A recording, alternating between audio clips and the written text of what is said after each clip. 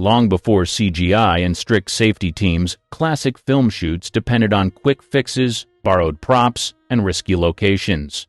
Most days ended fine, a few did not. Martha Mansfield's burning set disaster. A quiet Civil War drama shoot in San Antonio turned into chaos in seconds. The cast of The Warrens of Virginia had just wrapped a take when trouble hit the far side of the set. Martha Mansfield sat inside a parked car, still wearing her heavy hoop skirt costume. It looked elegant on camera, but the fabric mix was thin, dry, and treated with materials that caught fire easily. No one thought about that risk as everyone settled into a short break. A match landed near the dress. Reports from 1923 never agreed on who dropped it. Some witnesses blamed a passerby. Others said it came from someone on set. What stayed consistent was the next part. The flame crawled up the bottom of the skirt and rushed upward. The dress lit so fast that people nearby could not tell where the fire started. Crew members heard shouts and sprinted toward the car. Wilfred Lytell reacted first. He pulled off his overcoat and threw it across her chest and face. The coat blocked the heat in the upper area and kept her from inhaling the flames. A chauffeur ran in next and tried to tear the burning fabric away, which left him with burns on his hands. The fire still spread across her lower body before they could beat it down. The crew carried her out of the car and rushed her to a nearby hospital in San Antonio. Doctors reported severe burns over most of her body. At only 24 years old, she had been seen as a rising star in silent films and on the stage.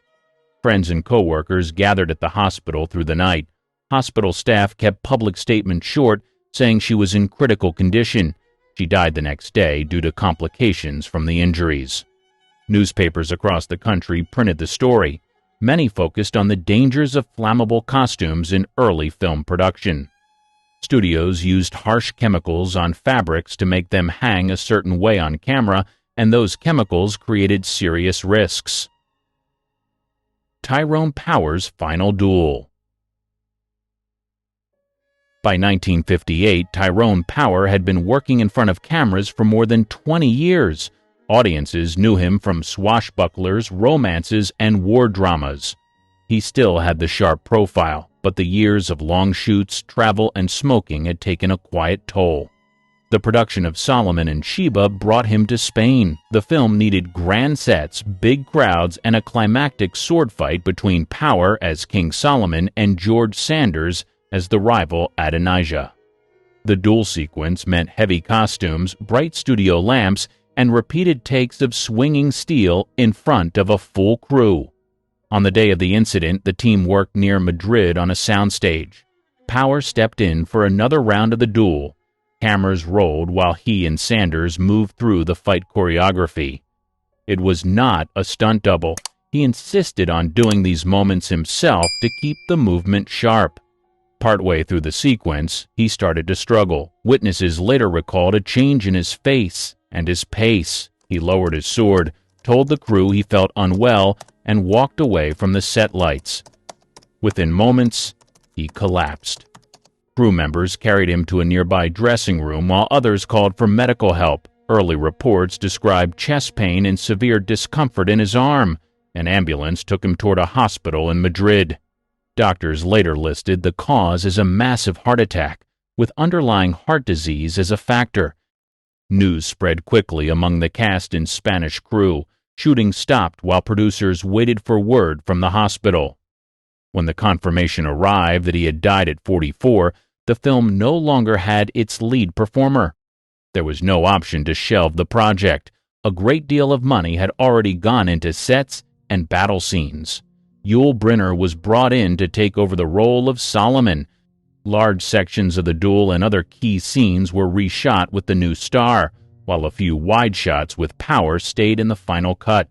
Filming paused for weeks while new schedules were drawn up, and the expensive sets remained standing in Spain. Twilight Zone helicopter chaos. The night sequence for the Vietnam segment of Twilight Zone, the movie called for loud explosions, rushing water, and a low hovering helicopter. It was filmed at Indian Dunes in California, a site often used for war scenes. Vic Morrow carried two child actors, Micah Dinla and Renee Shin-Yi Chen, through a shallow river while a camera team captured every angle. The script placed the group under heavy fire, so the effects team set up timed blasts across the water. During one take, the explosions fired at the wrong moment. Several charges went off close to the helicopter's tail. A blast knocked the aircraft off balance. The tail rotor lost control and the pilot struggled to keep the craft steady. People on set heard the change in the engine and shouted warnings, but the helicopter was already descending. Morrow moved through the water with the children in his arms. Crew members later said the noise made it hard to understand what the pilot was yelling. The helicopter dropped lower and tipped as it came down. In the final seconds, the aircraft hit the riverbank and the cast in front of it. All three performers were fatally injured. The area went silent except for the rotor wind-down. Production staff rushed in, shut off the effects equipment, and tried to secure the site. The pilot was pulled from the aircraft and treated for shock. Police and firefighters arrived soon after and blocked off the area. The rest of the film's segments were halted while the studio investigated. The case quickly moved into national news. The use of child actors in nighttime scenes with explosives raised serious questions. Investigators looked at filming permits, safety reports, and the timing of the explosions. A criminal case followed, focusing on director John Landis and several production members. They were charged with involuntary manslaughter. After a long trial, a jury found them not guilty. John-Erik Hexum's fatal blank round. The cover-up team was deep into its season when a long setup stalled the day. Cameras were being adjusted, lights were repositioned, and the crew expected a short delay. John-Erik Hexum waited on the 20th Century Fox lot, dressed for a scene and holding a .44 Magnum prop revolver loaded with blank rounds. People who worked with him described him as friendly and restless, especially during downtime. While the crew checked equipment, he sat on a bed near the set and joked about the weight. He picked up the prop gun, opened the cylinder, and closed it again. Witnesses later told police he made a remark about killing time and lifted the weapon to his head. Blanks do not carry bullets, but they release a strong gas burst. At close range, that force is dangerous. Hexum squeezed the trigger. The burst fractured his skull and pushed bone fragments into his brain. Several people thought he was still joking until he slumped forward. The set went silent as the crew pulled the gun away and called for medics. Paramedics arrived within minutes and rushed him to a nearby hospital in Los Angeles. Doctors performed emergency surgery to remove fragments and reduce swelling. The injury was too severe. He was placed on life support while his mother was flown in from the East Coast. After several tests showed no brain activity, the family agreed to end support. He was 26. His organs were donated, which helped multiple patients across the country. The studio had to rework the show quickly. A new character was written to replace his role, and production resumed after a short pause. Cast members spoke often about how fast the moment happened, since it involved no stunt work, no effect, and no high-risk scene. Union bulletins later highlighted the incident as a warning about close-range blank fire. Productions were reminded that blanks must never be fired against any part of a person's body. Adolph Caesar's sudden collapse. Comedy and crime mixed on the California set of Tough Guys in 1986. Veteran actors Kirk Douglas and Burt Lancaster led the film, playing aging gangsters trying to adjust to modern life. Adolph Caesar had joined the cast in a supporting role after earning an Oscar nomination for A Soldier's Story. His deep voice and strict screen presence made him stand out even in small scenes. The production moved through its schedule like any other feature. On the day of his collapse, Caesar was preparing to film a scene on a Los Angeles soundstage. Crew members recalled that he did not look well before cameras rolled. Some noticed that his color was off and his energy low, but he kept working and stayed in character. He suddenly faltered and went down in front of the crew. At first, people thought he had tripped or folded the movement into the scene. When he did not respond, the tone shifted very quickly. Staff members checked his breathing while others called for paramedics. The set turned from a normal workday to a medical emergency in a few seconds. Paramedics arrived and began treatment on site. They moved him to a nearby hospital for further care. Doctors confirmed that he had suffered a heart attack. Reports list his age as 52 at the time of his death. News of the loss traveled fast because he was respected both on-screen and in the theater world. Obituaries praised his precise delivery and the intensity he brought to every role. His work in A Soldier's Story had introduced him to a wider audience only a short time earlier. Producers on Tough Guys needed to make a decision on how to handle his role. Reshooting earlier material with a new actor would have cost time and money, yet rewriting the story around his absence also had limits. The choice was made to recast the part and continue filming after a brief pause. Roy Kinnear's fatal fall. For British viewers in the 1970s and 1980s, Roy Kinnear felt familiar. He turned up in comedies, dramas, and family films, from stage work to his role as Mr. Salt in Willy Wonka and the Chocolate Factory. By the late 80s, he had a long list of credits and a reputation as a reliable character actor who could land a laugh without pushing too hard. The job that took him to Spain was The Return of the Musketeers. He was back as Planchette, the loyal servant who rides beside the famous swordsman. The production planned a chase sequence in Toledo using horses, period costumes, and narrow streets. The team selected a stone bridge for one section of the scene because it looked authentic on camera. On the shooting day, the weather in Toledo was wet and the stone surface slick. Kinnear, in costume, mounted his horse for the new setup. The scene called for him to ride across the bridge with speed while other riders followed. When the cameras rolled, the horses moved forward as planned. Then trouble started near the middle of the bridge. His horse slipped on the wet cobblestones.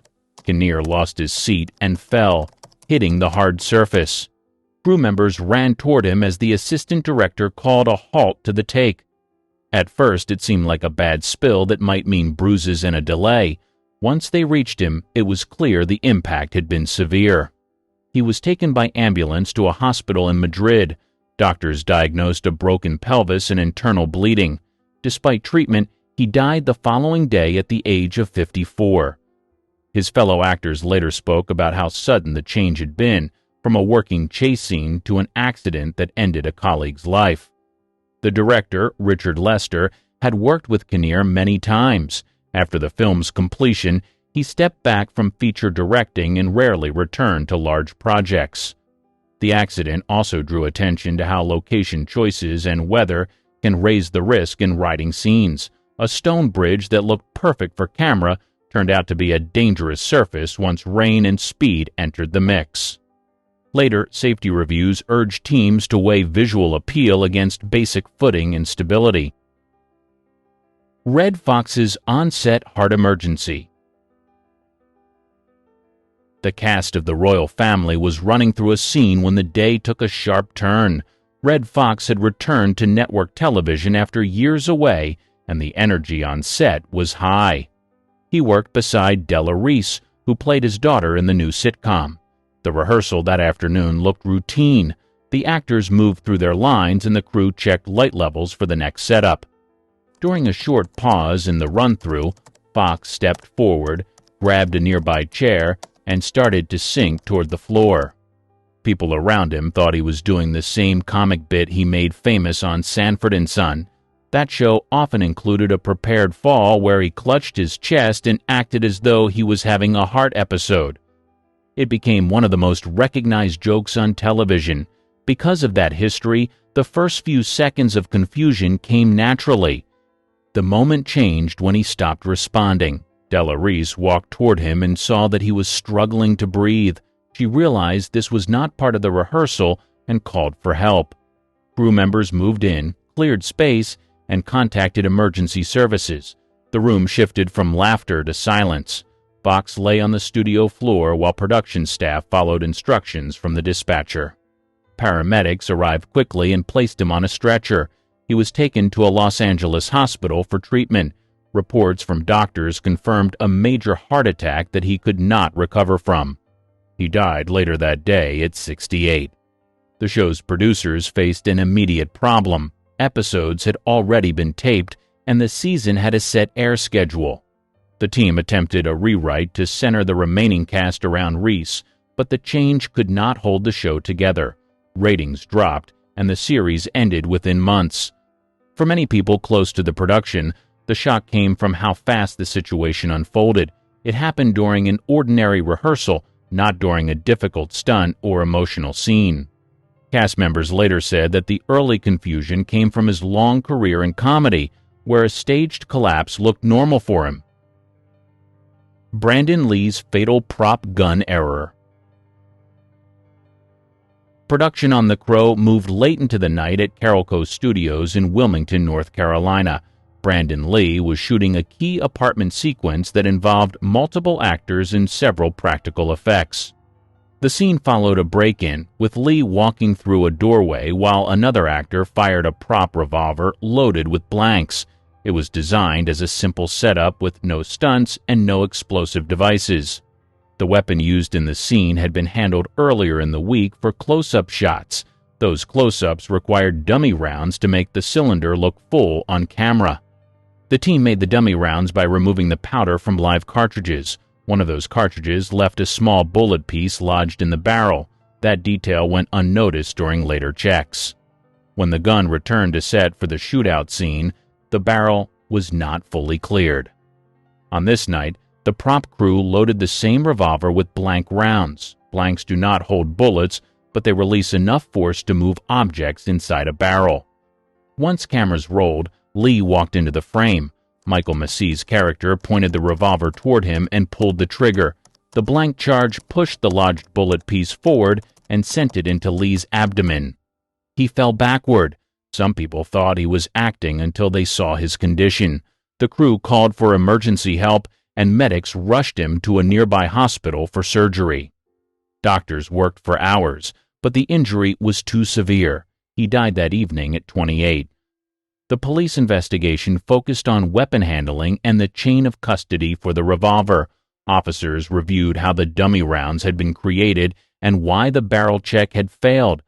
The final report described the event as an accident caused by a series of safety lapses. No criminal charges were filed, though civil cases later led to settlements between his family and several production companies. The film resumed after weeks of adjustments. Body doubles and early digital tools were used to finish the remaining scenes. Steve Irwin's Stingray Incident. Steve Irwin's team headed out to Bat Reef off the coast of Queensland with a clear plan. The crew was gathering footage for the documentary Ocean's Deadliest and extra segments for his daughter Bindi's program. Weather delays had changed the schedule, so the group used a break in the conditions to film in shallower water. The setup looked simple compared to his usual crocodile work, which meant fewer people expected serious danger that day. Irwin entered the water with cameraman Justin Lyons. A large stingray rested on the sand. The goal was to film the animal swimming away while Irwin followed at a safe distance. Stingrays are usually calm if left alone. Most encounters end with the animal swimming away without contact. The plan kept him behind the tail, which is where most crews consider the safe zone in wildlife filming. The ray suddenly moved in a way no one on that team had seen before. Instead of swimming off to the side, it lifted and struck upward. Its tail whipped toward Irwin's chest. The barb pierced his torso and caused major damage inside. Lyons later said he saw a cloud in the water and realized how serious the injury was. The crew pulled Irwin back onto their boat and started first aid.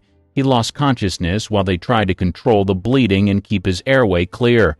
The boat headed toward the nearest point where paramedics could meet them. Despite efforts from the crew and medical responders, he was declared dead not long after the incident. He was 44. News of the stingray strike spread worldwide within hours. Many viewers first heard about it from television updates that mentioned the crocodile hunter by name. Wildlife experts appeared on air to explain how rare stingray fatalities are, especially for someone with Irwin's level of experience. Broadcasters avoided airing the raw footage from the reef. The recording from that day was stored and has never been released in full. Instead, networks focused on safer archive clips that showed his work with marine life and reptiles. The unfinished Ocean's Deadliest project was completed and aired with careful editing. Rust Set Firearm Tragedy. The Western film Rust was shooting at Bonanza Creek Ranch in New Mexico in October 2021. The production had a tight schedule and a small crew handling multiple jobs. Alec Baldwin served as both star and producer. On the day of the incident, the team was working inside a wooden church set, preparing a close shot that required Baldwin to handle a revolver while the camera faced him from the front. Tension already existed around the shoot. Some camera crew members had walked off earlier over concerns about housing, pay, and safety. A replacement crew stepped in to keep filming going. Inside the church, director Joel Souza and cinematographer Helena Hutchins stood near the camera to line up the frame. The plan was to film Baldwin drawing the gun and pointing it toward the lens. Assistant director Dave Halls took a revolver from the armorer Hannah Gutierrez Reed and called it a cold gun, a term that should mean no live rounds are inside. Baldwin was handed the weapon and rehearsed the motion while the crew adjusted focus. Accounts from people in the room differ on the exact movements, but they agree that the discharge happened during rehearsal, not during a full take. The revolver fired one round. The shot struck Hutchins and then injured Souza. People in the small space heard a loud report and saw her fall. At first, some thought it was a misfire with a blank. That changed when they saw her condition and realized she had been seriously hurt. Crew members called emergency services and tried to provide care on the floor of the church set. Hutchins was airlifted to a hospital in Albuquerque, where she was pronounced dead. Souza was treated for a shoulder wound and released later. Production on Rust shut down while law enforcement secured the location and collected evidence. They said, "Till death do us part," and meant it literally. These weren't breakups or scandals. These were marriages that ended in body bags, and somehow the stars who caused them kept their careers. Fatty Arbuckle's career destroyed. Hollywood was barely 20 years old when it met its first real scandal. Roscoe Fatty Arbuckle was one of the biggest stars in silent comedy, earning more than Charlie Chaplin. In September 1921, he threw a weekend party at San Francisco's Street Francis Hotel. By the next day, actress Virginia Rapp was found critically ill in his suite. She died 4 days later. Newspapers exploded with headlines calling Arbuckle a monster. Reporters claimed she'd been attacked, and public outrage spread faster than any official report. Police charged him with manslaughter, then murder. Movie theaters pulled his films overnight. What actually happened in that hotel room remains unclear. Witnesses contradicted each other. The prosecution leaned on rumor and moral panic more than evidence. During the first two trials, juries couldn't agree. By the third, the defense revealed medical records showing Rappe had long suffered from chronic bladder issues. The final jury deliberated for only 6 minutes before declaring Arbuckle innocent and even apologized to him in writing for what he'd endured. But Hollywood didn't forgive. Studios quietly blacklisted him. Theater owners refused to show his films. Arbuckle tried directing under a fake name just to work again. By the time the scandal faded, the damage was permanent. He died in 1933, the same week he'd finally signed a new studio contract to act again. For years, the case was used as proof that early Hollywood's glamour hid darker sides, media frenzy, moral judgment, and a man who, despite an acquittal, never truly cleared his name. Paul Kelly's fatal jealousy. Hollywood had seen scandals before, but Paul Kelly's case hit differently. He wasn't a slapstick clown or a troubled starlet. He was a respected stage actor on the rise. That changed the night he picked a fight with another man over love. The trouble started with actress Dorothy Mackay. She was married to actor Ray Raymond but was secretly seeing Kelly. When Raymond confronted him about the affair in May 1927, it ended violently. Witnesses said Kelly punched him again and again until Raymond collapsed. He died 2 days later from his injuries. Police arrested Kelly within hours. The story made front pages nationwide. Newspapers called it a crime of passion, while the film industry rushed to distance itself. In court, Kelly's lawyers argued self-defense, but the evidence showed otherwise. The jury convicted him of manslaughter. His sentence? 10 years. He served just over 2. By 1930, Kelly walked free, clean-shaven and ready to act again. Hollywood didn't shut the door for long. He married Mackay after her own short sentence for covering up evidence, and the pair returned to the stage. Within a decade, he was starring in major films like The Roaring Twenties. No one mentioned Ray Raymond anymore. The studios treated the killing like an unfortunate misunderstanding, proof that charm and talent could outlive guilt. Kelly worked steadily until his death in 1956, his record reduced to a footnote. It was one of early Hollywood's quietest comebacks. A man who killed for love, served 2 years, and kept his career intact. Thelma Todd and Roland West. It started with a locked door on a cold December night. Thelma Todd, the glamorous ice cream blonde of 1930s comedies, was found lifeless inside her car in her Pacific Palisades garage. The engine was running, and the doors were shut tight. Police called it accidental carbon monoxide poisoning, but the scene didn't sit right with anyone. Todd's face showed bruising. Neighbors heard shouting the night before. Her business partner and rumored lover, director Roland West, lived just upstairs. He admitted they'd argued after she came home late from a Hollywood party. The official report said she simply fell asleep in her car with the engine on. The coroner didn't buy it. Neither did the tabloids. The case became front-page news for weeks, fueled by whispers that West had locked her out in anger, trapping her in the garage.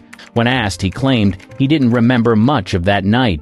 No one was ever charged. The death was ruled accidental, and Hollywood moved on. West kept silent until his own death decades later, reportedly confessing to a friend that he had closed the door on her without realizing she couldn't get out. For fans, the mystery never ended.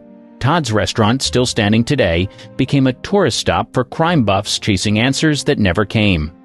The actress who made millions laugh left behind one of Hollywood's earliest cold cases, a mix of tragedy, rumor, and a silence that never broke. William S. Burroughs' William Tell killing. A drunken party in Mexico City turned into one of literature's darkest moments. William S. Burroughs, already known among beat writers in Hollywood's bohemian crowd, pulled a pistol from his bag. He told friends he was going to play William Tell. His wife, Joan Vollmer, balanced a glass on her head. Seconds later, she was fatally shot in the forehead. Witnesses said there was no game, just chaos. Burroughs claimed it was a tragic accident. Mexican police arrested him immediately, but he made bail and slipped away before the case went to trial. He never spent a single day in prison. The U.S. press barely covered it. His family used connections to keep headlines quiet. Years later, Burroughs admitted in interviews that the killing haunted him.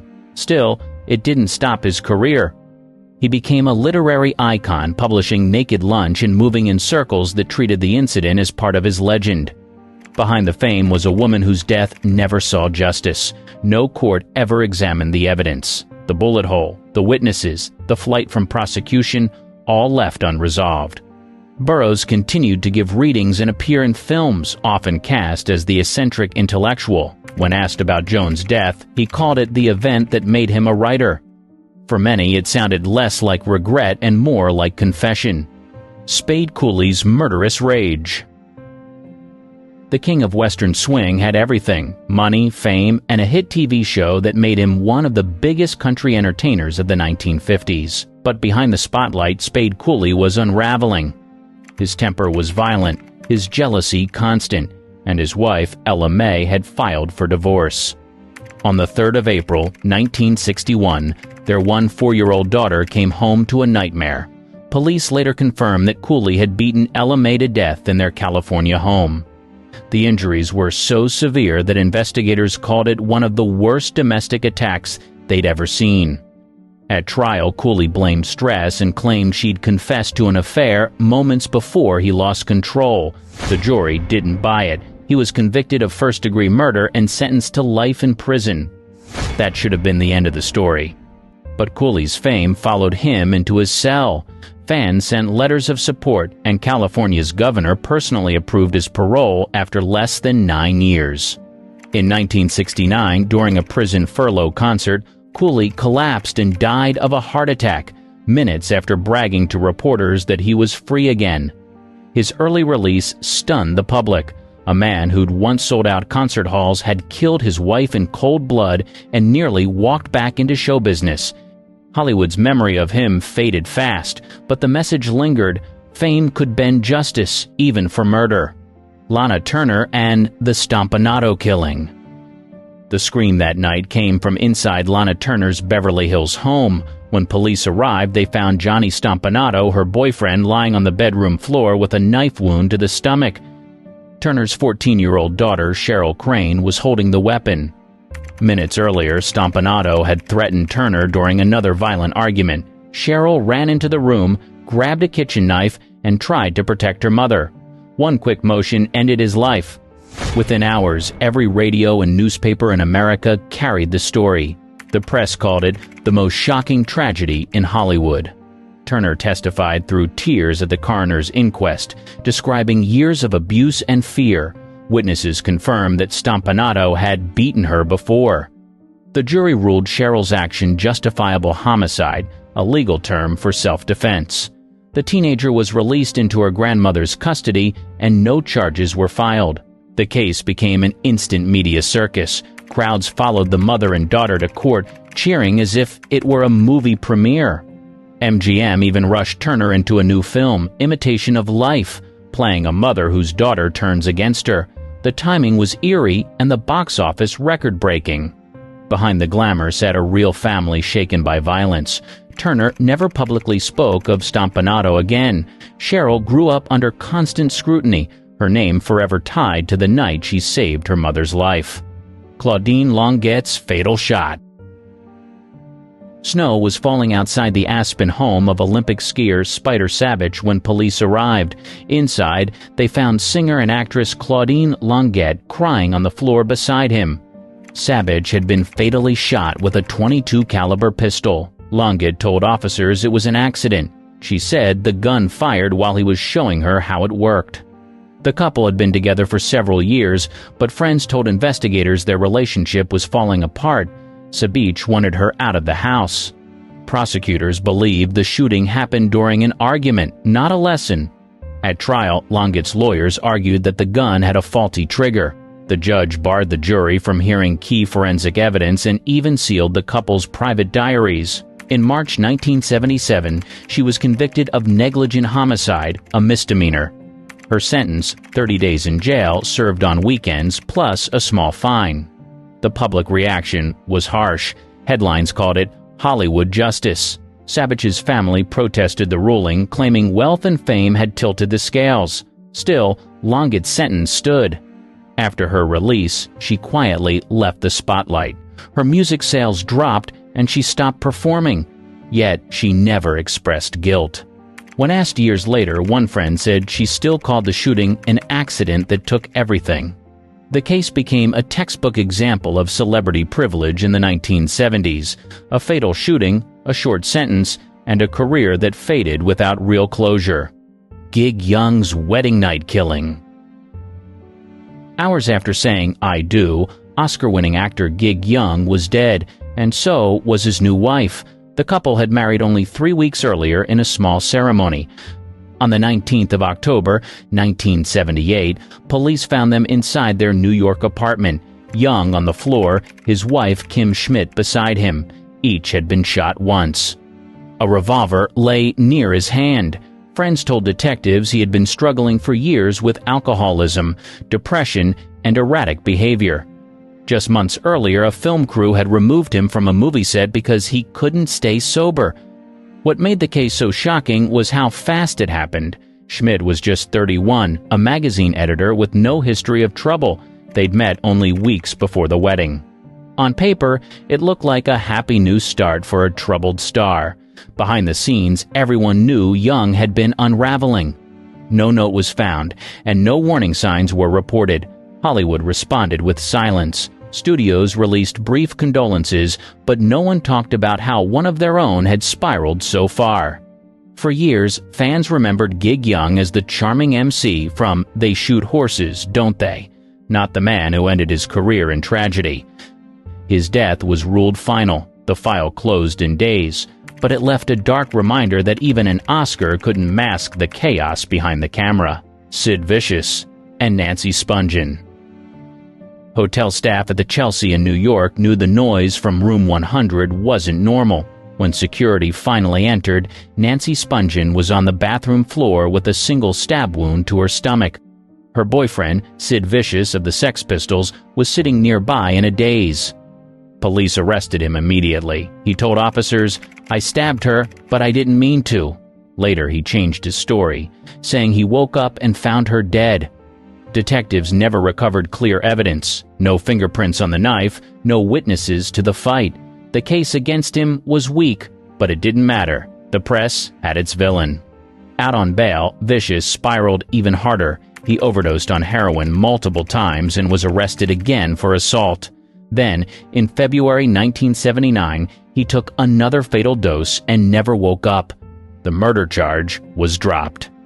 Nancy was only 20. Sid was 21. Together, they became the dark myth of punk, reckless love, fame, and destruction rolled into one. Hollywood later dramatized their story, turning two real people into pop symbols of chaos. What's left in the record is thin. One dead, one gone, and a police file that closed with more questions than answers. Whether Sid killed Nancy or someone else did, no one ever faced trial. For investigators, the case remains officially unsolved. Tom Neal's fatal marriage. Once Tom Neal had been Hollywood's handsome outsider, the tough guy from Detour who seemed born to play doomed men. Off-screen, he lived up to it. A decade after beating actor Franchot Tone nearly to death in a fight over actress Barbara Payton, Neal was back in headlines for something far worse. On the 2nd of April 1965, police were called to Neal's Palm Springs home. Inside, they found his third wife, Gail Bennett, dead from a gunshot wound to the back of her head. Neal was sitting nearby, calm, holding a towel. He told officers the gun had gone off while he was cleaning it. Neighbors said they'd heard shouting earlier that morning. Detectives doubted his story, but couldn't prove intent. The district attorney reduced the murder charge to involuntary manslaughter. Neal was convicted and sentenced to 10 years, serving just 6 before his release in 1971. He'd already lost his career years before, but the trial sealed his fall. No studio would touch him again. Reporters who once covered his charm now wrote about a man broken by anger and alcohol. Neal died less than a year after leaving prison, found alone in North Hollywood at 58. Robert Wagner and Natalie Wood. The yacht Splendor was anchored off California's Catalina Island when the call came in. Actress Natalie Wood had vanished overnight. Hours later, her body was found floating near the shore, dressed in a red jacket and nightgown. She was 43. Aboard the boat were her husband, actor Robert Wagner, and her Brainstorm co-star, Christopher Walken. The three had been drinking heavily. Crew member Dennis Davern later told investigators he'd heard shouting and a thud before realizing Wood was missing. Wagner claimed she'd gone out to secure a loose dinghy and fallen by accident. The coroner initially ruled the death accidental drowning, but bruises on Wood's arms, a cut on her cheek, and inconsistencies in everyone's stories kept the rumors alive. Decades later, new forensic reviews and witness statements pushed the Los Angeles County Sheriff's Department to reopen the case in 2011. In 2018, Wagner was officially named a person of interest. He denied wrongdoing and has never been charged. Friends of the couple described their marriage as stormy. marked by jealousy and frequent arguments. Others insisted it was simply a tragic accident on a cold, dark night. O.J. Simpson's not guilty verdict. It began with flashing lights on a Los Angeles freeway. A white Ford Bronco crawled through traffic as millions watched live on television. Inside was O.J. Simpson, former NFL hero and movie star, wanted for the killings of his ex-wife Nicole Brown Simpson and her friend Ron Goldman. The crime scene was brutal. Detectives found blood matching Simpson's DNA on a glove near the bodies and another at his home. They found shoe prints from his size, and fibers from his car matched those on the victims. Still, the defense turned the trial into a cultural spectacle. Dubbed the trial of the century, it lasted 9 months. Prosecutors argued motive and physical proof. The defense said the LAPD had planted evidence and targeted Simpson because of race. When Detective Mark Fuhrman was caught lying about racial slurs, the prosecution's case collapsed in front of the cameras. On the 3rd of October, 1995, the jury read 2 words that stunned the world: not guilty. Outside the courthouse, cheers and outrage erupted at once. For many, the verdict showed that fame and public sympathy could outweigh even DNA. 2 years later, a civil jury found Simpson liable for the wrongful deaths and ordered him to pay $33.5 million.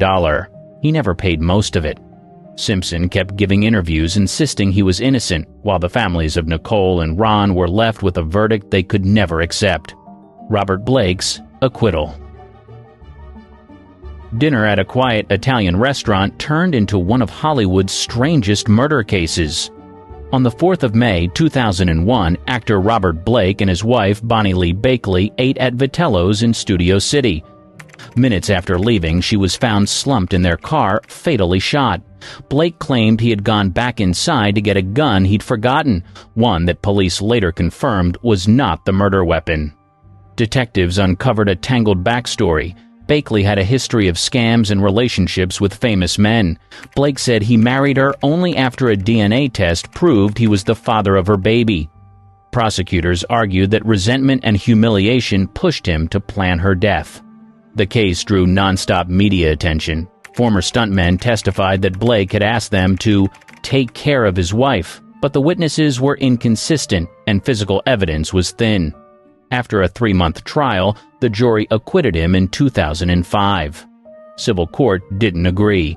Later that year, another jury found Blake responsible for his wife's death and ordered him to pay $30 million in damages. He declared bankruptcy soon after. Hollywood didn't welcome him back. Studios stopped calling, and Blake spent the rest of his life giving interviews about the trial that defined him. He died in 2023, still insisting he'd been framed. Christian Brando's domestic shooting.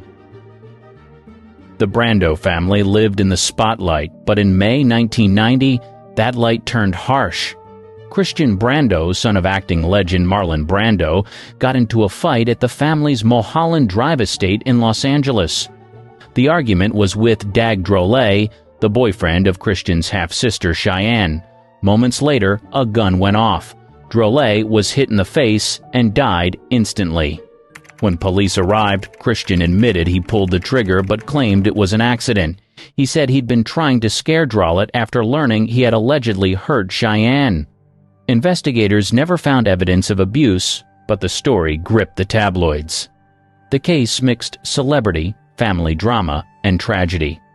Marlon Brando broke down on the witness stand, begging for mercy for his son. The courtroom fell silent as he described his family's nightmare. In the end, prosecutors accepted a plea deal. Christian pled guilty to voluntary manslaughter and illegal use of a firearm. His sentence? 10 years in prison. He served fewer than 5. After his release, he drifted between small roles in legal trouble, struggling with addiction. Cheyenne, devastated by Drolet's death, later took her own life. Christian Brando died in 2008 at just 49, his name forever tied to the night that shattered his family. Phil Spector's Hollywood cover.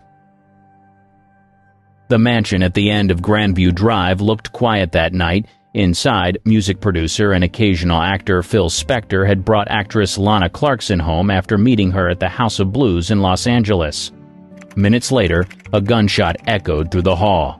Clarkson was dead, seated in a chair by the front door with a revolver in her mouth. Spector told police it was an accident, she kissed the gun. Investigators didn't believe him.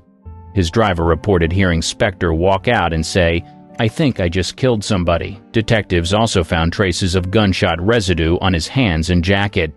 Hollywood wasn't surprised. For years, Spector's temper and gun obsession were an open secret. Ex-girlfriends described being threatened at gunpoint, yet no one had ever filed charges.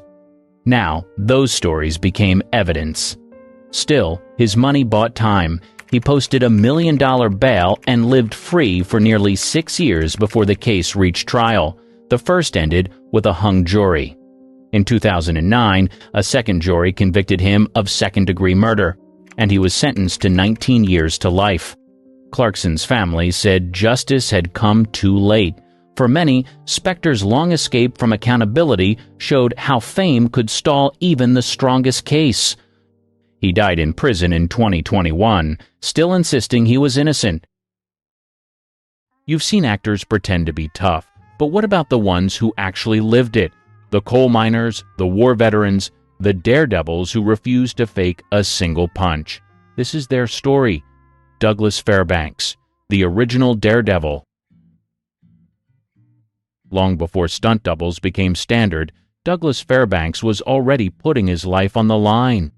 In the 1910s and 1920s, he built his fame not only through charm, but through raw athletic ability.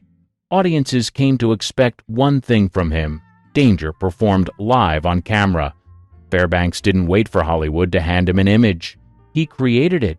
A trained gymnast and fencer, he used skills from his youth to give silent adventure films a new energy.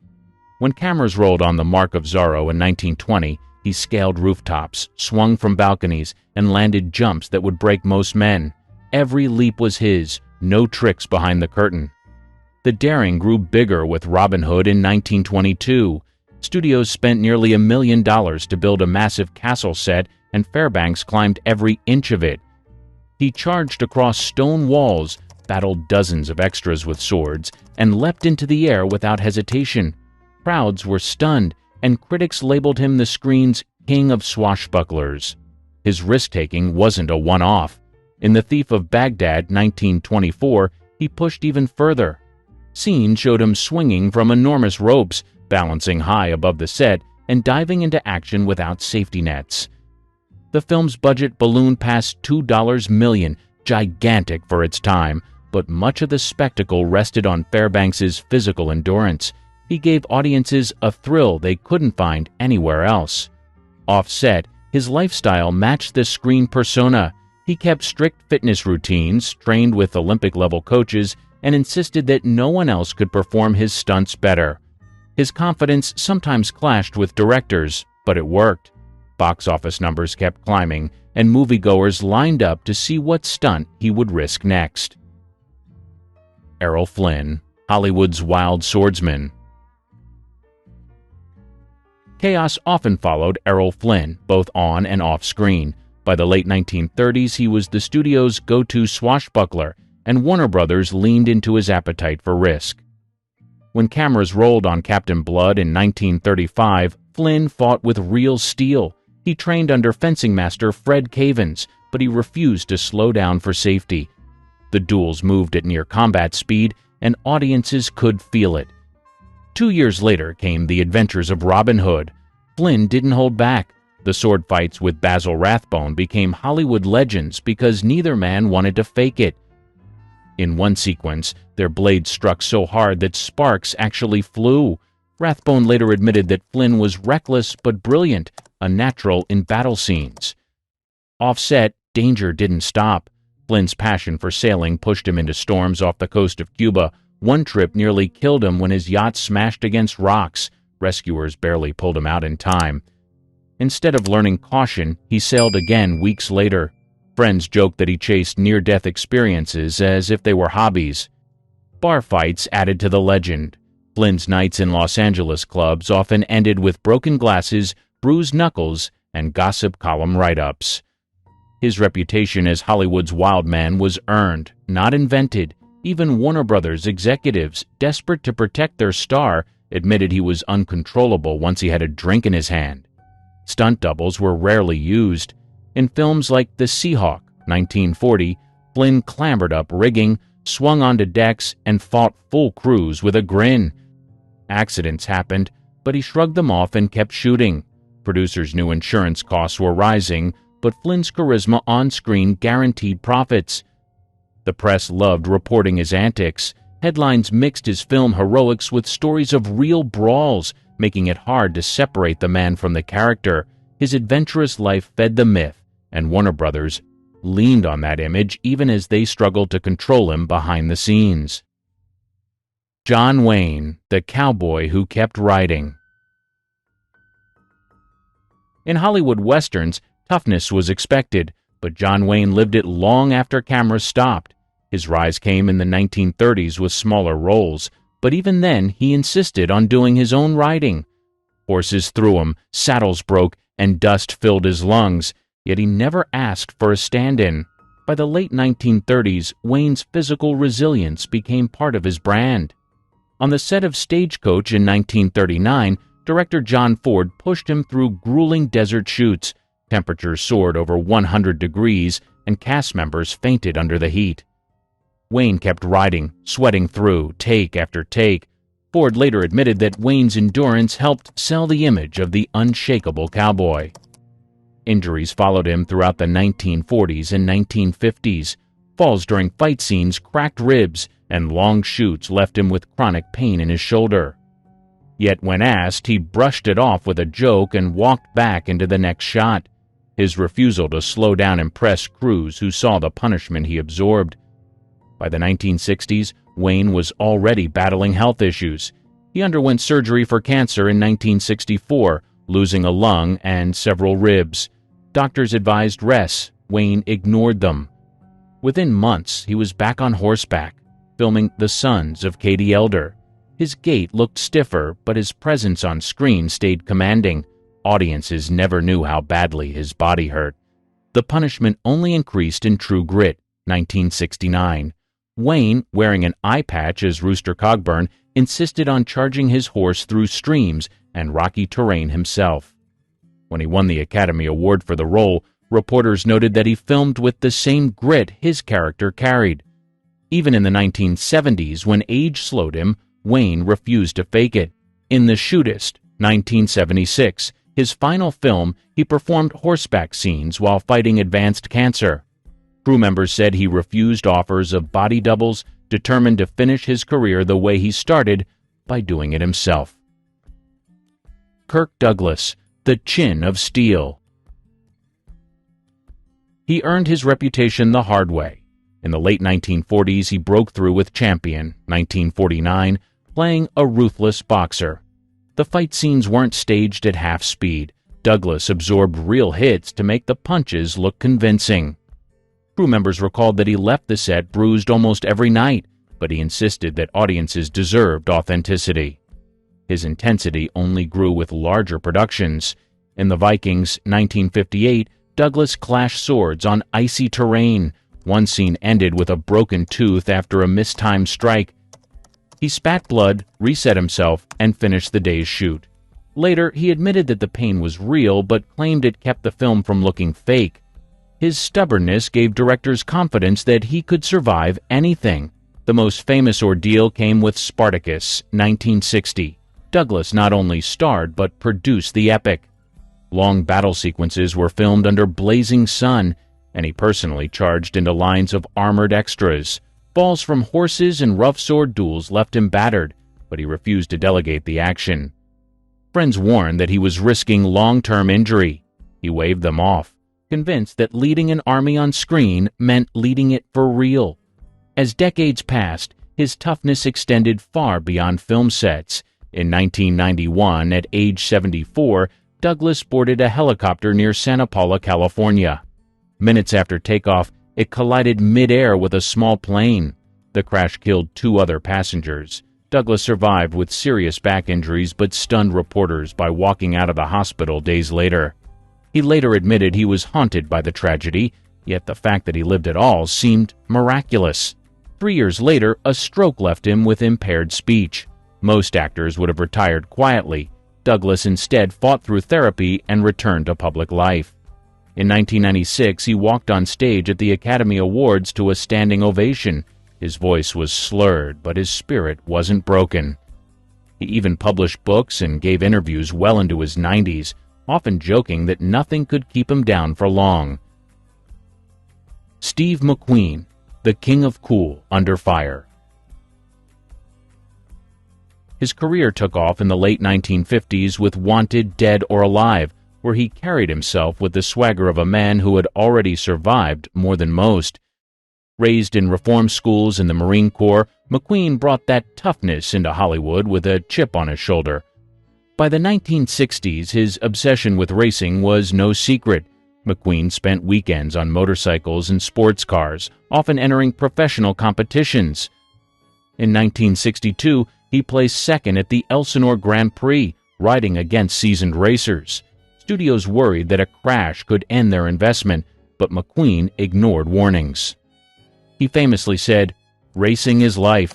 Anything before or after is just waiting." That mindset carried into his films. In The Great Escape, 1963, McQueen insisted on doing much of his own motorcycle work. The legendary fence jump was finished by stuntman Bud Ekins, but the rest of the high-speed chases across German fields were McQueen himself. He skidded, crashed, and got back up until director John Sturges called it good. Fans still debate which shots were him, which was the point. He blurred the line between actor and stuntman. His most famous dare came with Bullitt, 1968. The car chase through San Francisco streets became one of cinema's most iconic sequences. McQueen drove the Mustang himself for most of the chase, hitting speeds that alarmed insurance agents. During one take, he nearly lost control in a corner, missing a camera rig by inches. Warner Brothers executives begged him to let a double finish, but McQueen pushed through. The result cemented him as Hollywood's definitive action star. Racing off-screen nearly killed him. At the 12 Hours of Sebring endurance race in 1970, McQueen competed with a broken foot held together by a cast. Driving a Porsche 908, he and teammate Peter Revson finished second against professionals. Reporters couldn't believe he had endured the pain for 12 hours behind the wheel. Friends later admitted he risked permanent damage, but McQueen dismissed the concern. Even when illness struck in the late 1970s, he didn't soften. Diagnosed with mesothelioma, McQueen continued racing and performing stunts until his body could no longer handle it.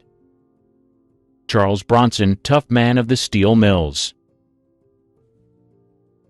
Before Hollywood, survival meant coal mines. Charles Bronson grew up in Pennsylvania as one of 15 children in a Lithuanian-American family. His father died when he was 10, leaving the family in poverty. By 16, Bronson was working in the mines himself, covered in soot and hauling loads heavier than his frame suggested. The grit of those early years never left him. World War II gave him another trial. Bronson served as a tail gunner on a B-29 bomber in the Pacific. The role was one of the most dangerous in the service. Gunner compartments were cramped, vulnerable, and often the first targets of enemy fire. He survived missions that killed many of his fellow airmen and returned home with a Purple Heart. That real-life experience hardened him long before the cameras rolled. When he entered acting in the 1950s, Bronson carried himself with quiet intensity.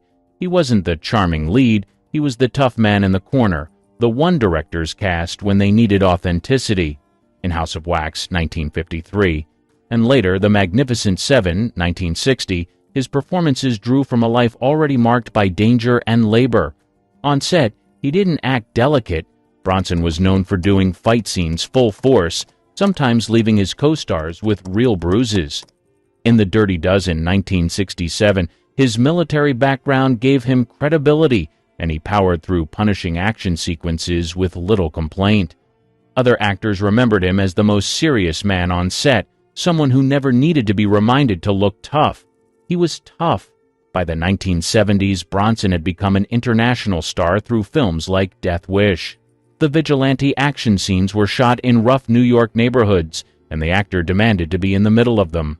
Crew members recalled his ability to perform long nights of filming without showing fatigue. His stoicism impressed colleagues, but also made him intimidating.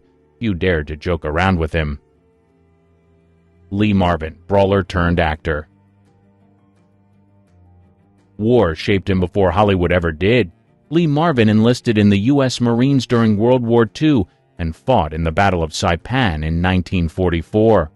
He was shot in the buttocks by machine gun fire, the bullet severing his sciatic nerve. The injury ended his combat service, but he carried the limp for the rest of his life.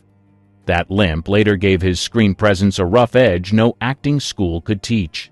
Back in the States, Marvin drifted into acting, bringing his real battlefield experience into every role. He started with small parts in the early 1950s, often cast as villains or soldiers.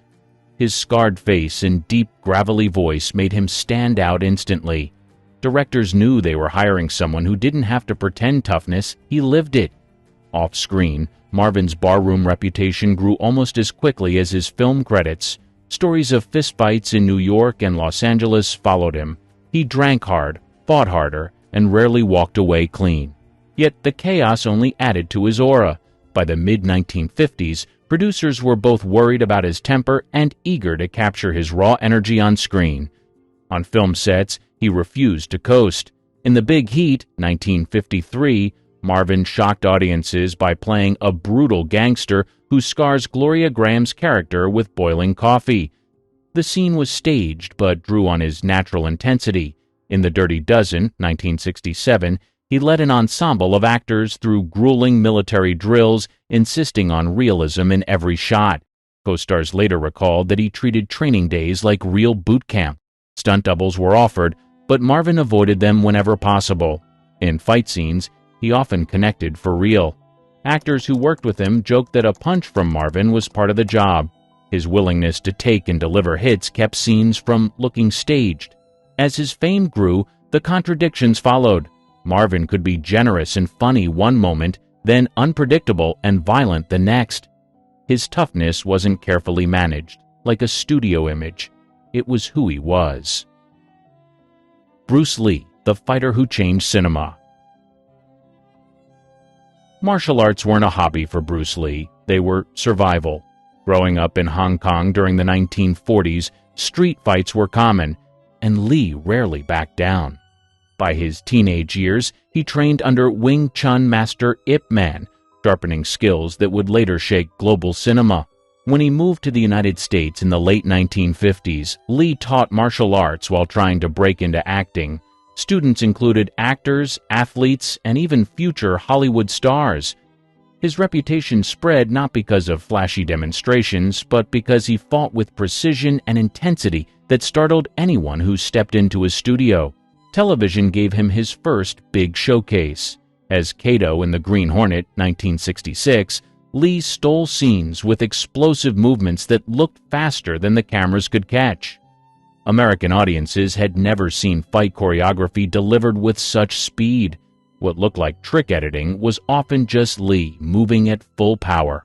Film roles in Hong Kong elevated him further. The Big Boss, 1971, and Fist of Fury, 1972, showed Lee dismantling opponents with strikes and kicks delivered in long takes. Directors didn't need quick cuts. Lee's timing carried the action. Audiences roared in theaters, and his fame spread across Asia. By the time Enter the Dragon premiered in 1973, Lee had become a global phenomenon. He choreographed most of the film's combat himself, insisting that fights look brutal and believable. On set, he demanded his partners strike at him with real force, adjusting movements until they matched his standards. Stuntmen later admitted that working with him left bruises, but also gave them credibility. Away from cameras, Lee tested himself constantly. He entered full-contact sparring sessions with world-class fighters, never turning down a challenge.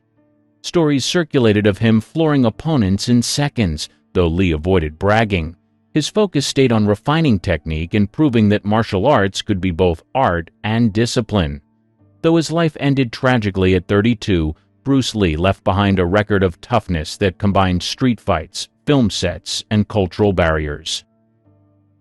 Mickey Rourke, boxer with a Hollywood comeback. Comebacks in Hollywood usually mean a new role.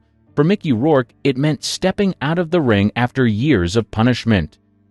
In the early 1980s, he broke through with Body Heat and Diner, building a reputation as one of the most talented actors of his generation. But he also carried a streak of volatility that mirrored his characters.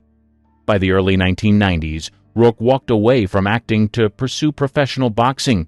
It wasn't a gimmick. He entered legitimate fights, facing trained opponents in real arenas. Over the course of 8 matches, he compiled an unbeaten record with 6 wins and 2 draws. Reporters covered him not as a celebrity sideshow, but as a legitimate fighter. The cost was steep. Rourke suffered broken ribs, a shattered cheekbone, and a severely damaged nose. Surgeons later reconstructed parts of his face with cartilage taken from his ear. Years of sparring and headshots left him battered, and his looks, the same ones that once drew comparisons to Brando, were permanently altered. Friends pleaded with him to stop, but he kept training until the damage became impossible to ignore. When he returned to Hollywood in the late 1990s, producers were hesitant. His appearance had changed, his reputation was rough, and his career looked finished. Yet Rourke refused to quit. Small parts in films like Once Upon a Time in Mexico slowly rebuilt interest, showing that his screen presence hadn't disappeared with his old looks. Then came The Wrestler, 2008. Playing Randy the Ram Robinson, Rourke poured his real injuries and scars into the performance. Training with professional wrestlers, he executed punishing moves in the ring, absorbing blows that most actors would never attempt. Critics noted that the role felt autobiographical, an aging performer fighting for relevance through physical pain. The film earned him a Golden Globe and an Academy Award nomination. Even after The Wrestler, Rourke continued balancing film with combat sports. He sparred, trained, and even entered a professional boxing match in Moscow in 2014 at age 62. While the fight sparked debate, it confirmed what his life had always shown. Mickey Rourke never stopped testing himself against pain. Tom Cruise, Hollywood stunt addict. Studios spend millions trying to keep their stars safe. Tom Cruise spends millions proving he doesn't need the safety net. Since the 1980s, he's been pushing himself into stunts that most professionals would turn down. What started as a few risky moves in Top Gun grew into an obsession that defined his career. In Mission Impossible, 1996, Cruise began by dangling from wires in a high-security vault. That sequence became iconic, but it was only the start. For the sequel in 2000, he climbed sheer rock faces in Utah without a harness for key shots. By 2011's Ghost Protocol, Cruise raised the bar again. He strapped himself to the Burj Khalifa in Dubai, the world's tallest building, and sprinted across glass windows more than 1,000 feet in the air. Safety wires were hidden, but the danger was real. Behind the scenes, clips showed crew members stunned that he even attempted it. The risks kept escalating. During Rogue Nation 2015, Cruise hung onto the side of a military plane as it took off, enduring winds at over 100 miles per hour. The stunt required 8 takes, and each time he was actually bolted to the aircraft. Co-star Simon Pegg later admitted the crew couldn't believe what they were watching. In Fallout 2018, he chased villains across rooftops in London. A miscalculated jump left him with a broken ankle as cameras rolled. Instead of stopping, he pulled himself up, finished the sprint, and only then collapsed. The shot stayed in the final cut, proving his determination to finish no matter the cost. Even into his 60s, Cruise hasn't slowed down. For Dead Reckoning Part 1, 2023, he drove a motorcycle off a cliff in Norway, parachuting into a canyon. He repeated the stunt multiple times to get the angle right. Director Christopher McQuarrie called it the most dangerous sequence ever attempted for film. While Hollywood uses doubles, green screens, and digital tricks, he insists on the real thing. Every risk, every injury, every terrifying leap belongs to him. She won an Oscar with a comeback and spent the next 30 years proving her critics right. Joan Crawford's worst role? Herself. Oscar high, career confusion. She won an Academy Award in 1946 for Mildred Pierce, and for a minute, It looked like she'd pulled off the ultimate comeback. She had been dropped by MGM just a few years earlier, labeled box office poison in a 1938 ad alongside other stars past their prime. But when Mildred Pierce hit, she wasn't just back. She was dominant. That win inflated her already well-known sense of control. Crawford took her pick of roles and passed on some of the best scripts of the era. One of the biggest? All About Eve. The lead part eventually went to Bette Davis, who earned critical raves and an Oscar nomination. Crawford had called the script talky. Instead, she chose safer projects like Flamingo Road, Harriet Craig, and The Damned Don't Cry. They weren't flops, but they didn't elevate her. Audiences started seeing the same performance again and again. Dramatic tears, icy glares, and monologues about betrayal. One reviewer even said she looked like she was competing with herself. Behind the scenes, directors struggled to manage her. She demanded specific lighting, insisted on rehearsing scenes long past the scheduled wrap time, and sometimes took over costume design. Makeup artists were warned not to touch her brows. One former Warner Brothers producer said, "Working with Joan wasn't just directing, it was negotiating." Her need for image control was relentless. She reportedly kept a mirror off camera during shoots to check herself between takes, and she had final say over camera angles. If the cinematographer disagreed, she'd call the studio boss directly. Publicly, she still drew headlines and packed theaters. But the freshness of Mildred Pierce was gone by the end of the decade. In 1949, the New York Times reviewed Flamingo Road and remarked, "Miss Crawford seems to be playing Miss Crawford." She wasn't evolving, she was repeating. And while she thought she was at her peak, Hollywood was quietly preparing for her decline. Queen Bee or set tyrant? By the early 1950s, Joan was still booking leading roles, but now the drama off-screen was getting just as loud as anything in the script. She starred in Sudden Fear in 1952, earning another Academy Award nomination. The film did well. Critics praised her intensity. But the moment didn't last. Behind closed doors, directors said she was becoming almost impossible to work with. She questioned blocking, changed camera setups, and would stop entire scenes mid-take if she didn't like her co-star's line reading. Things reached a boiling point during the 1955 production of Queen Bee. It was supposed to be a sharp melodrama. Instead, it turned into a lesson in survival for everyone on set. Crawford reportedly dominated every department. If she didn't like a prop, it vanished. If a supporting actress stood out too much, Joan ordered the costume department to dull her wardrobe. She was notorious for arriving on set with her own cooler, filled with vodka and Coca-Cola labeled for medicinal use. The cast and crew called it the fifth assistant director. Actress Betsy Palmer, who played the young ingenue, later recalled Crawford mocking her makeup and wardrobe in front of the crew. "She could freeze you with a look," Palmer said, "and if you cried, she liked it." Cinematographers weren't safe either. She had favorite angles and would bark orders if the lighting didn't hit the cheekbone just right. One grip reportedly said, if the light was wrong, she didn't fix her position. She fixed you.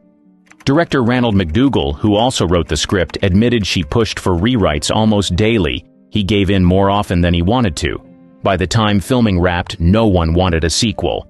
Crawford blamed her co-stars for the bad energy. Publicly, she smiled through press junkets and interviews. But inside the studio gates, the stories were circulating. Joan wasn't worth the chaos. Studio exit and public meltdowns. By the mid-1950s, the studio system that had built Joan Crawford's career was collapsing, and she wasn't adapting well. After Queen Bee, she signed with Columbia Pictures and made a few more films, Autumn Leaves and The Story of Esther Costello. Both were dramatic, emotional, and heavily marketed around her image. But younger stars like Audrey Hepburn and Kim Novak were taking center stage. Joan still demanded top billing. Audiences were starting to move on. Then came the real trouble. Warner Brothers let her go in 1959. After a long career with major contracts, she was now a free agent, with fewer offers and rising costs. Studios weren't interested in her rules anymore. One exec said, She could sell a movie, but the price was dealing with Joan Crawford. Around the same time, public appearances started backfiring. She showed up late to a charity event in Boston, slurring words and stumbling through her speech. The press brushed it off as illness. Privately, friends knew she was drinking more heavily. She started accepting television interviews to stay visible, but they weren't doing her any favors. On one talk show, she snapped at the host for calling her former screen queen. She was visibly agitated and corrected every question. The footage didn't go viral, this was the 50s, but word spread. She'd also gained a reputation for calling journalists after bad reviews to argue, sometimes late at night. Columnists quietly stopped taking her calls. By 1960, she was a walking contradiction. She still acted like she was at the center of Hollywood, but the calls weren't coming. She hadn't had a real hit in years. And behind the glam shots in photoplay, there was a woman holding tighter and tighter to a career that was slipping through her fingers. Pepsi power plays and boardroom battles. In 1955, Joan married Alfred Steele, the president of Pepsi-Cola. He died just 4 years later, leaving her widowed, and with a new role, board member. It was supposed to be a graceful pivot. Instead, it turned into another battlefield. Joan jumped headfirst into the corporate world, attending shareholder meetings, launching publicity campaigns, and personally appearing at bottling plants. She called herself Pepsi's First Lady. Executives called her something else: disruptive. She traveled across the country doing PR events in full movie star wardrobe. Local plant managers were confused. One Pepsi exec said she'd show up dressed like it was the Oscars to tour a syrup facility. Behind the scenes, tensions built. Joan demanded to approve advertisements and even vetoed slogans she didn't like. She once refused to appear at an event because the backdrop clashed with her outfit. Her name may have brought publicity, but it came with chaos. The board quietly moved to limit her power. In 1966, they forced her into early retirement. She was told during a board meeting, no warning, no dignity. She left the building in tears, reportedly muttering that they'd betrayed her. She told the press it was her decision. It wasn't. Years later, one board member said she didn't know how to be anything but a star. That works in movies, not in business. Crawford never forgot the humiliation. She continued calling herself a Pepsi ambassador and kept attending events on her own dime, even after being pushed out. This wasn't just about soda. It was about identity. Acting offers were drying up, and the last organization that needed her just shut the door. She had money, but no real career left. She still gave interviews, pretending she had scripts lined up, but insiders knew there weren't any. Family fallout and Christina's silence. By the late 1960s, the cracks in Joan Crawford's carefully crafted image weren't just professional, they were personal. And her adopted daughter Christina was at the center of it. From the outside, Joan played the role of the perfect Hollywood mother. Magazine spreads showed her decorating nurseries and posing with matching outfits. But the reality behind closed doors wasn't as polished. Joan had adopted 4 children, Christina, Christopher, and twins Kathy and Cindy. By the late 60s, she was only speaking to one of them. Christopher had been sent to a military academy, then cut off entirely. The twins were mostly out of the picture. Christina was still around, but just barely. Tension between mother and daughter was obvious during press interviews. In 1968, when Christina took a small TV role on The Secret Storm, Joan called the producers and insisted on taking over the role while her daughter recovered from an illness. She was 60, playing a 24-year-old. The audience laughed. Christina was humiliated. They stopped speaking soon after. Neighbors and staff started talking. One former housekeeper said Crawford ran the home like a barracks. Rules were strict, punishments were harsh, and affection came with conditions. Christina would later claim her mother's behavior bordered on abusive, allegations that at the time weren't public but were quietly spreading in Hollywood. In 1973, Christina was hospitalized for a ruptured ovarian tumor. Joan never visited. Friends asked why. She reportedly replied, "She made her bed." To outsiders, Crawford still appeared poised and generous. She donated to charities, gave red carpet interviews, and smiled for cameras. But behind the PR photos was a woman estranged from her children, isolated in her own home and clinging to an image that wasn't holding up anymore. The next year, she'd try to return to the screen one last time. It would not go well. Final films and career freefall. Crawford's final chapter as a working actress came in 1970, and it wasn't glamorous. She starred in Trog, a low-budget British horror movie about a prehistoric creature discovered in a cave. She played Dr. Brockton, a scientist who teaches the creature to speak and wear clothes. The costume looked like a cheap Halloween mask. The script was worse. Joan had taken the role out of desperation. Major studios weren't calling, and she needed money to maintain her lifestyle. She reportedly clashed with the director and asked for script rewrites. The production team said she drank heavily on set and kept forgetting lines. When Trog was released, critics didn't hold back. Variety called it a waste of film. Others said it looked like a parody. Joan later admitted she never saw the final cut. She told friends it was beneath her. She never made another movie after that. By now, even the fan magazines had backed off. She was no longer the subject of admiration. She was nostalgia. Young audiences didn't know her. Older ones didn't want to see her like this. In 1972, she was honored at a film retrospective. She arrived in a heavy gown and thick makeup, waving to a crowd of mostly older fans. One reporter called it a tribute wrapped in denial. She still called herself a working actress. She still told friends she had offers on the table. But no one was offering anything. Trog had done more than kill her career. It turned her into a punchline. The Queen of MGM was now remembered for a caveman movie. The photo that ended it all. By 1974, Joan Crawford wasn't taking many public appearances, but she made an exception for a charity event with Rosalind Russell. They'd both been stars in the same golden era. It seemed safe, until the photo came out. A black and white picture of Joan and Rosalind made the newspapers. It wasn't flattering. Her face was gaunt, her makeup heavy, and her eyes looked sunken. To most readers, it was just another red carpet shot. To Crawford, it was devastating. She called friends in a panic, said she looked grotesque. She reportedly cried for hours and demanded the photo be pulled from circulation. It wasn't. Editors ignored her. That was the last time she appeared in public. She canceled all future appearances, turned down interviews, refused to pose for photographers. According to close friends, she stopped looking in mirrors altogether. Her publicist later said she was terrified of being seen as old. And just like that, she vanished. There were no more red carpets, no fan meet and greets, no cameo offers. Her housekeeper reported that Crawford started wearing large sunglasses indoors and only allowed visitors in dim lighting. She turned away reporters at the door and kept curtains drawn day and night. She still answered fan mail, typed of course in perfect format, but only when the notes were properly respectful. Any letters that hinted at her age or past films were thrown out. One producer claimed she called him in 1974 asking about a role that didn't exist. She sounded hopeful, he said, and completely detached from reality.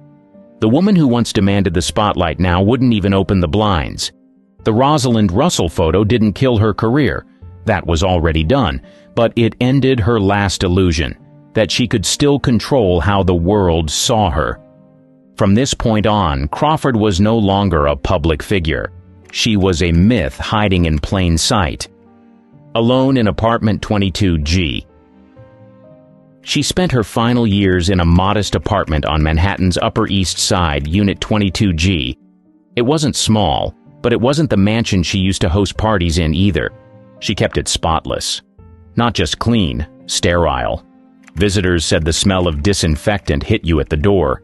Furniture was arranged to perfection. White gloves were worn by cleaning staff. Not a fingerprint allowed. She still kept her vanity table, loaded with powders, creams, and fake eyelashes she didn't use anymore. She rarely wore makeup, rarely changed clothes, but the routine was still there. She had no live-in staff. just a rotating housekeeper and a nurse who came a few hours a day. She rarely took calls, and when she did, she demanded they keep it brief. Most of her old Hollywood friends had stopped calling anyway. She stayed up late watching her old movies on TV. She'd call the station sometimes to complain if they ran an ad break in the wrong place. Once she reportedly asked them to play Humoresque at a different hour so she could sleep after. Books lined the apartment, mostly self-help, etiquette, and old fan magazines with her on the cover. She had stacks of letters, many unopened, some from Christina. She didn't answer. Meals were delivered, groceries were ordered by phone. She insisted they be left at the front desk, no direct interaction. When staff visited, she often pretended she wasn't home. The woman who once threw legendary dinner parties now ate cottage cheese and crackers alone. She edited old clippings, cut her name out of magazines and pasted them into scrapbooks. In one, she labeled herself the Last Star, not in irony, in full sincerity. In 1977, she gave away her beloved Shih Tzu, Princess Lotus Blossom. She told her maid she didn't want the dog to watch her decline. 3 months later, she passed away in her bedroom. No funeral, no fanfare. She left behind wigs, perfume, and a will that would ignite a firestorm. Death, will, and the final blow. Joan Crawford died on May 10, 1977, in her Manhattan apartment. She was 73. The official cause of death was a heart attack. She had complained of fatigue the night before and passed away quietly in her bedroom. Her housekeeper found her that morning. There was no drama, no dramatic exit, just silence. She'd already planned the details. No funeral, no memorial. She didn't want mourners. She had her body cremated and her ashes placed next to her last husband, Alfred Steele, at Ferncliff Cemetery. But the peace didn't last long. When her will was read, jaws dropped. She left money to charities, to loyal staff, and to a few friends. But 2 names were notably excluded: Christina and Christopher, her 2 oldest adopted children. The line in the will was cold and direct. It is my intention to make no provision herein for my son Christopher or my daughter Christina for reasons which are well known to them. It wasn't just an omission, it was a public rejection. The press picked it up immediately. Tabloids printed the line in full. Gossip columns speculated about what the reasons could be. Hollywood insiders already knew there had been tension for years, but this felt like a final slap. Christina issued a short statement. Christopher said nothing. Friends of Crawford defended her. They said the kids were ungrateful. Others weren't so sure. By cutting them out so publicly, she opened the door for what came next. And it wasn't a tribute, it was a takedown. Christina's book was already in motion. Christina Crawford didn't wait long. She had already started writing a book before Joan died. The will just lit the match. In 1978, less than a year after her mother's death, Mommy Dearest hit bookstores. The cover was simple, just Christina's name and the words, "The story of my mother, Joan Crawford." It sold out in days. The book alleged years of physical and emotional abuse. Christina claimed she was beaten, gaslit, and terrorized over minor mistakes. The most famous story? Wire hangers. Joan allegedly flew into a rage because Christina had used the wrong kind. The image was unforgettable and deeply damaging. Critics were split. Some believed every word. Others called it exaggerated. But the public didn't care. Joan Crawford, once a symbol of elegance, was now the face of celebrity cruelty. Mommy Dearest became a cultural lightning rod. It stayed on the bestseller list for months. The backlash was fast and loud. Joan's defenders, including actresses like Myrna Loy and Douglas Fairbanks Jr., called it slander. But others came forward with their own stories. Some said they'd seen Joan slap her daughter at parties. Others recalled her coldness and control.